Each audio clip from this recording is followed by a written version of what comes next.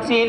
এই think tank কাউন্সিলে উপস্থিত আছেন হারুনুর রশিদ খান, ডক্টর মাহবুব হোসেন এবং বিশিষ্ট সাংবাদিক জসিমউদ্দিন সহ আমাদের এই সমতা পার্টির আহ্বায়ক কমিটির আহ্বায়ক এবং সদস্যবৃন্দু। সম্মানিত, এটা যথেষ্ট না, আরো বেশি রাজনৈতিক দলের প্রয়োজনীয়তা আছে, কারণ জনগণের চাহিদা অনুপাতে জনগণের কথা আশা আকাঙ্ক্ষার প্রতিফলন ঘটানোর জন্য আরো অনেক রাজনৈতিক দলের প্রয়োজন আছে বলে আমি মনে করি। মানুষ যত রাজনৈতিকভাবে সচেতন হবে, দেশ ততভাবে এগিয়ে যাবে, দেশের মানুষের অধিকার তত প্রতিষ্ঠা হবে। আপনারা জানেন যে আজকে আমরা বাংলাভাবে ঢুকে ঢুকে মরতে হবে না, সেই জন্য আমরা মানুষের মৌলিক অধিকারের সমতা চাচ্ছি। তারপরে আমাদের দ্বিতীয় মূল শর্তটা হলো বিশ্বাসের স্বাধীনতা। আপনারা জানেন যে মানুষের বিভিন্ন মত থাকতে পারে, ভিন্ন বিশ্বাস থাকতে পারে, বিভিন্ন মতাদর্শ থাকতে পারে, কিন্তু সবচেয়ে দুর্ভাগ্যের বিষয় হলো যেই দেশে যেই ধর্মের লোক বেশি থাকে তারা নিজেকে সংখ্যাগুরু মনে করে, অন্য ধর্মের লোকের সংখ্যালঘু মনে করে এবং নিজেরা তাদের আধিপত্য কর্তৃত্ব বিস্তারের জন্য সংখ্যালঘু যারা আছে সংখ্যায় বিশ্বাসী লোকদের প্রতি অবিচার করে, নানাভাবে হেনস্থা করে, নানাভাবে তারা তাদেরকে দেখেছেন যে আমাদের যে দুর্নীতি করবে সেই দুর্নীতিবাজের বিচার বাংলার মাটিতে করে তাদের সয় সম্পদ আছে সেগুলো বাজেয়াপ্ত করে সেগুলো সরকারিকরণ করতে হবে এবং বেকার যুবকদের মাধ্যমে সেইগুলোকে দিয়ে কর্মসংস্থানের ব্যবস্থা করতে হবে। তো আমরা নতুন একটা দল সমতা পার্টির সাথে আছি, আপনারা আমাদের পাশে থাকবেন, দোয়া করবেন যাতে সাধারণ মানুষের জন্য আমরা কিছু করতে পারি। সাথে আমি সমঝোতা করবো না। আজ আমি এদেশের মানুষকে একটা কথা বলবো, আপনারা জানেন বিগত দিন আমাদের হানিফ বাংলাদেশি ভাই গণতন্ত্রের জন্য লড়াই করে আসছে, আমরাও করেছি। এই প্রেস ক্লাবের সামনে আমরা 10 মিনিটের বেশি দাঁড়াতে পারিনি। আজ আমার মন করে বলতে ইচ্ছা করতেছে যে আজ আমরা এই 24শে জুলাই যে গণহত্যার অভিযোগে আমরা যে ক্ষমতা পেয়েছি এটা আমরা হারাতে চাই না। এর জন্য আমরা কি করব? গ্রামের মানুষ অনেকেই সমতা বোঝে না বা অনেকেই এখনো বৈষম্যের ভিতরে আছে। আমরা সেই গ্রামের সৌরভোধন ম্যাডাম শুভেচ্ছা আজকে আমরা যে সমতা পার্টি আয়োজিত এই অনুষ্ঠানে আমার আগে আমার বড় ভাই ও জ্ঞানীরা অনেক বক্তব্য দিয়েছে। আমি বলতে চাই সমতা কি। রাজনৈতিক দল সামাজিক সংগঠনের প্রোগ্রামে আমরা অ্যাটেন্ড করে তাদের পক্ষে প্রতিনিধিত্ব করে থাকি।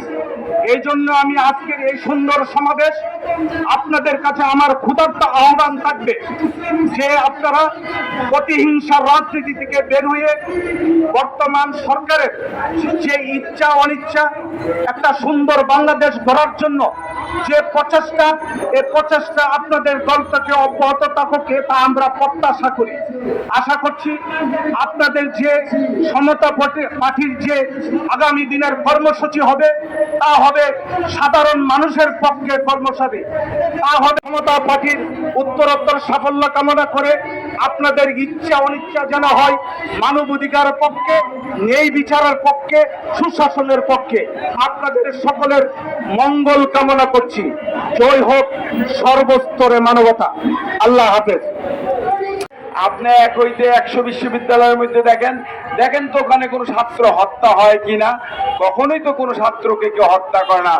বরঞ্চ দেশি বিদেশি প্রবাসী কোনো ছাত্র যদি বিপদে পড়ে যায় সমস্ত ছাত্র তাকে উদ্ধার করতে আসে, অথচ আমাদের দেশে হত্যাকাণ্ড সংঘটিত হয়। এ দায় ওই ছাত্রদের না। যদি কেউ বলে থাকে এ দায় ও ছাত্রদের না, এ দায় আমাদের। আমরা যারা রাজনীতি করি আমাদের দায়, আমরা আমাদের ছাত্রদেরকে সুশিক্ষা মানবিক শিক্ষা দিতে পারি নাই। এ দায় এই প্রশাসনের। গত 50 বছর যে স্বৈরতান্ত্রিক প্রশাসন চলেছে তারাও আমাদের ছাত্রদেরকে সুশিক্ষা মানবিক শিক্ষা দিতে পারি নাই। এ দায় প্রতিটা শিক্ষকের, কারণ তারাও আমাদের ছাত্রদের, আমাদের ছেলে মেয়েদের সুশিক্ষা, মানবিক শিক্ষা দিতে পারি নাই, যার কারণে আমাদের ছাত্ররা মাঝে মধ্যে প্রতিহিংস পরায়ণ হয়ে পড়ে। আমাদের এই কালচার বর্জন করতে হবে। আরেকটি কথা হলো, যদি আপনি বিশ্ব চালাতে চান, আজকে বিশ্ববাসীর হতে চান, তাহলে আপনার প্রচুর জ্ঞানের অধিকারী হতে হবে। অল্প স্বল্প জ্ঞান দিয়ে আপনি বিশ্বে আপনার অবস্থান নির্ণয় করতে পারবেন না। বিশ্বে আপনি 14 নম্বর রাষ্ট্র হয়ে থাকবেন, অর্থাৎ সারা বিশ্বে যারা মোরল। বিসমিল্লাহির রহমানির রহিম। নাহমাদু ওয়া নুসাল্লি আলা রাসূলিল কারীম, আম্মা বাদ। আউযু বিল্লাহি মিনাশ শাইতানির রাজীম। বিসমিল্লাহির রহমানির রহিম। আজ একটি আমাদের জন্য মহেন্দ্রক্ষণ। বাংলাদেশ স্বাধীনতার পর বাংলাদেশে নির্বাচন কমিশন কর্তৃক নিবন্ধিত অনিবন্ধিত, আমি তার এই মতামতের সাথে একমত পোষণ করলাম না। কারণ আমরা জানি 2019 সালে আমরা দেখেছি বাংলাদেশে 250 রাজনৈতিক দল, কিন্তু কোন রাজনৈতিক দল আলোর মুখ দেখেনি।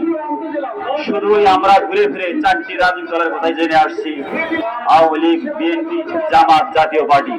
এর বাইরে কোন রাজনৈতিক দলের কথা প্রত্যন্ত গ্রাম অঞ্চলে শুনতে পাওয়া যায় না। কারণ এই রাজনৈতিক দলগুলো তৈরি হয়েছে কোন না কোন বড় রাজনৈতিক দলে লেজুর ভিত্তি করার জন্য। প্রকৃতপক্ষে তারা মানুষের কল্যাণের জন্য রাজনীতি করে বলে আমার মনে হয় না। বাংলাদেশ যে যতগুলো রাজনৈতিক দল আছে, তারা যদি সরকারের কাছে সঠিক দাবি উত্থাপন করতে পারে, তাহলে সরকার সেই দাবি মানতে বাধ্য হয়, যদি সেটা গণতান্ত্রিক সরকার হয়। স্বৈরাচার বা স্বৈরাচারের দোষরদের দ্বারা জনগণের কথা শোনা সময় তাদের নাই। কিন্তু আমরা নতুন বাংলাদেশ আমরা দেখতে চাই যে সরকার আমাদের কথা শুনুক। সবকিছুই তারা বোঝে এমন না। বিরোধী মতের ভিতরেও মানুষের কল্যাণকর কথা নিহিত থাকতে পারে, এটা তাদের মানতে হবে। যদি সরকার ভুল করে বা ভুল পথে পরিচালিত হয়, সেক্ষেত্রে আমাদের কথা শুনতে হবে এবং আমাদের পরামর্শ তাদেরকে মানতে হবে। বাংলাদেশের রাজনৈতিক দলগুলোর নেতারা হয় সবচেয়ে বড় যেটা শক্তি, সেটা হলো আমাদের জনতা। জনতার সবচেয়ে বড় কষ্ট হলো দ্রব্যমূল্য। সিন্ডিকেটের আগে শুনতাম সিন্ডিকেট এই করছে ওই করছে, দ্রব্যমূল্য এখন দ্রব্যমূল্য কেন কমতেছে না, এই জায়গায় আমার করছে রাখার চেষ্টা করবেন এবং সবসময় ভায়োলেন্সের বিরুদ্ধে থাকবেন, কেউ যাতে নিজের না হবে, আইন না তুলে থাকে। আর আমাদের আরেকটা দাবি থাকবে, জনগণের যে টাকা পাচার হয়ে গেছে বিদেশে, সেটার জন্য আন্দোলন অব্যাহত রাখতে এবং আন্তর্জাতিক ক্ষেত্রে প্যালেস্টাইনিদের যে হত্যাযজ্ঞ চালানো হচ্ছে, সেটার জন্য যাতে আমরা কাজ করে যাই দেশে এবং বিদেশে। ধন্যবাদ সবাইকে ধৈর্য ধরে কথা শুনে ভাইয়েরা এবং যারা বিভিন্নভাবে সমতা পার্টির আজকের এই প্রোগ্রামকে সফল ও সার্থক করতে সহযোগিতা করবেন, সবাইকে আমাদের প্রান্তীয় নেতা সমতা পার্টির সম্মানিত আহ্বায়ক জনাব হানিফ বাংলাদেশি ভাইয়ের পক্ষ থেকে শুভেচ্ছা এবং অভিনন্দন জানাই। আজকের এই প্রোগ্রামে আমরা সমাপ্ত